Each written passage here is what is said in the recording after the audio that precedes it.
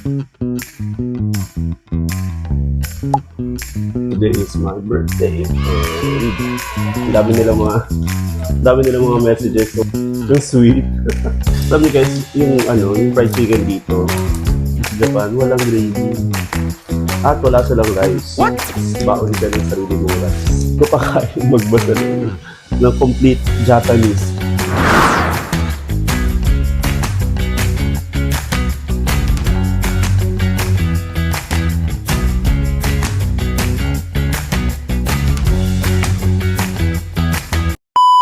Today is my birthday and naisip ko na basahin natin yung mga messages ng aking mga estudyante. So, celebrating birthday in Japan as an OFW. Samahan niyo ako na buksan natin yung mga messages ng aking mga estudyante. Ang dami nilang mga messages, so gawin natin parang maalaala mo MMK yung ating mga messages. Okay. Well, andito ako sa KFC kasi yung malapit na KFC dito sa Miami, hindi masyadong maraming tao. Masarap kumain kasi napaka-relax lang. And after work, wala naman akong time magluto ng pagkain. Kasama ko si Ken para i-celebrate ang aking birthday dito sa KFC. And so let's start. Ito muna, itong box na to.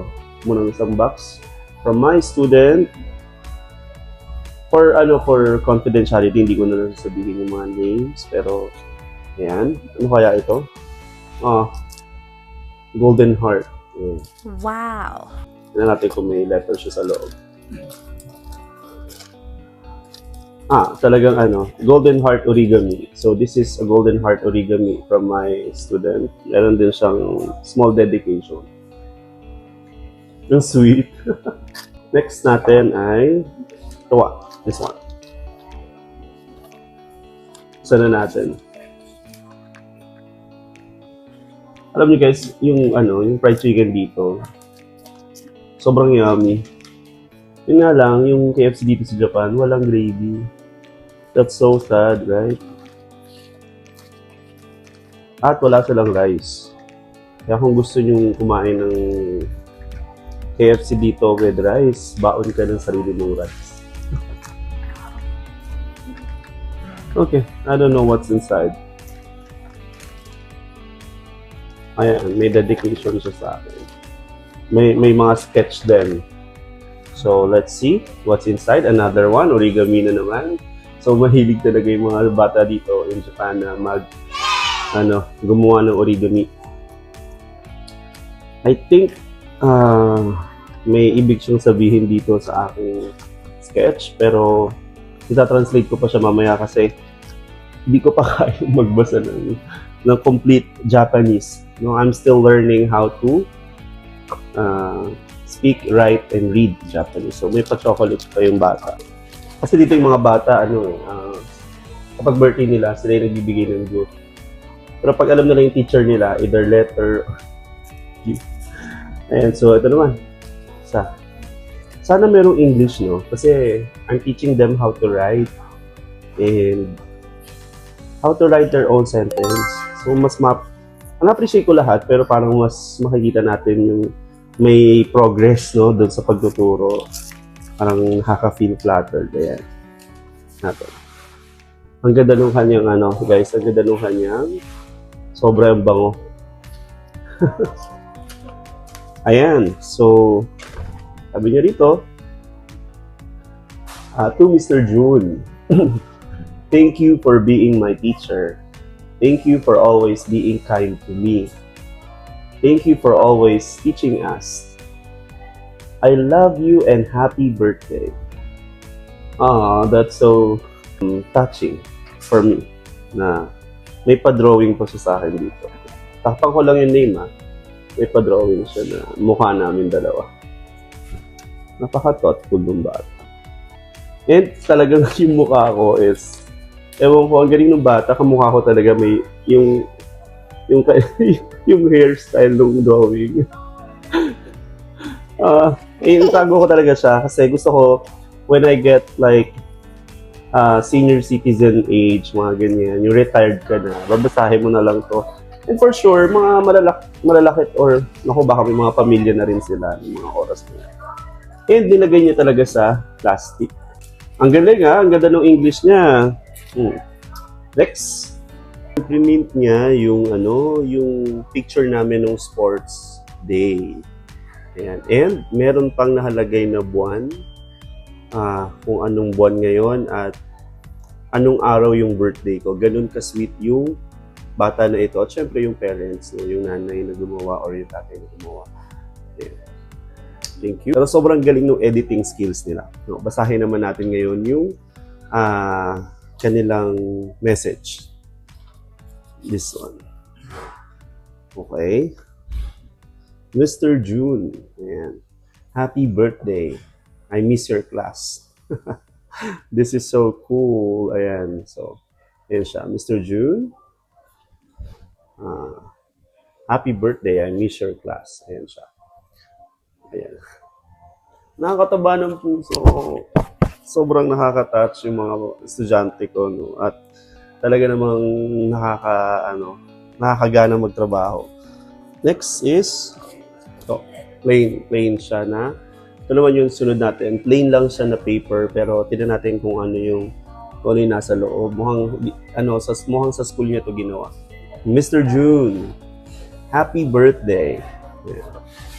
Medyo siya, ayan. Nilagyan niya ng drawing tsaka may cake. May cake siyang nilagay. Nakakatuwa, di ba? So, ito naman, parang galing sa sketchbook niya or sa notebook niya. Ayan. Nilagay niya talaga yung edad ko. Ayan. Kasi kaya pala niya tinanong kung ilang taon na daw ba ako. Ayan. Happy birthday, Mr. June. Ayan. Uy, mukhang mahaba-haba. Ayan, meron siyang sinabi. Meron talaga siyang maayos na message, Dear Mr. June, happy birthday.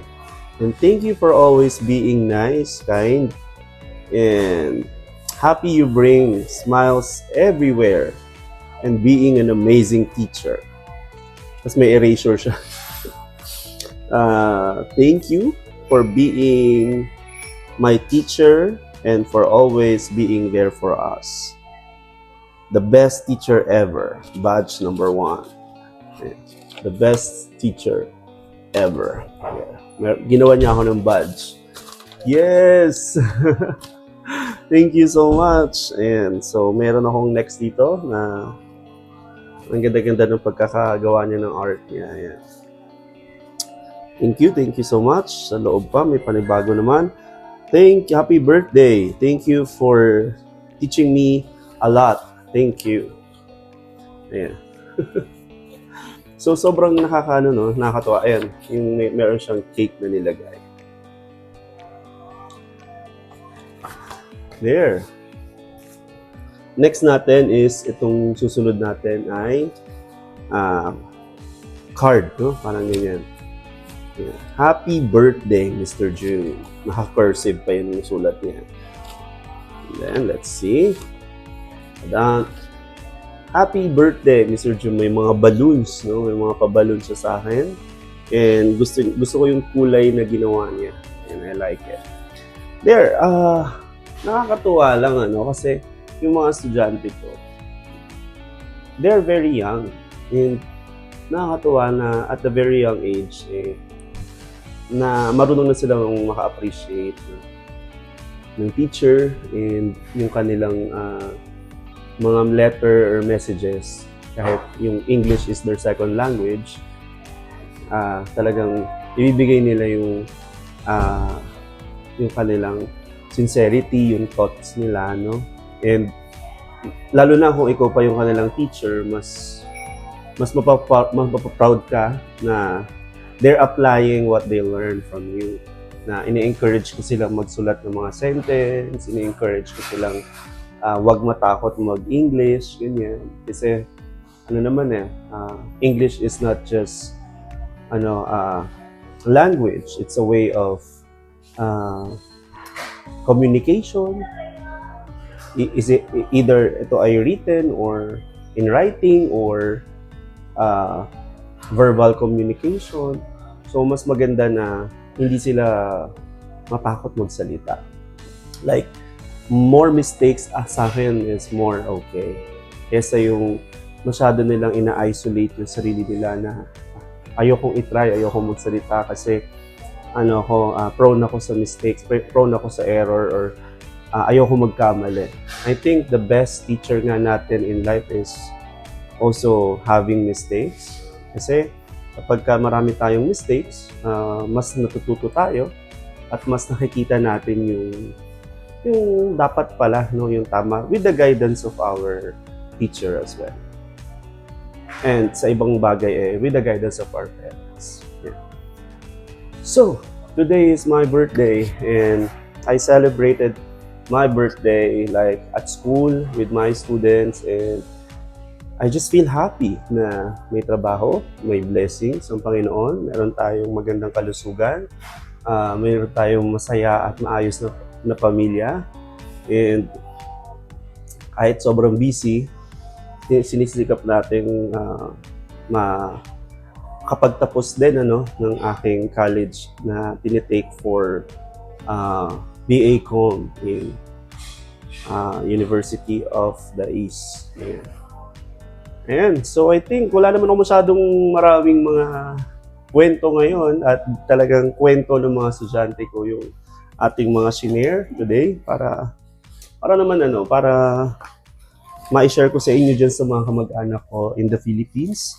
Kasi po, hindi ko kayo nakakausap madalas online, and naisip ko na why not na mag-video na lang ako at i-share sa inyo yung aking video through my social media para makita ninyo kung ano ba ang pinagkakaabalahan ko ngayon at paano ba ako nag-celebrate ng birthday.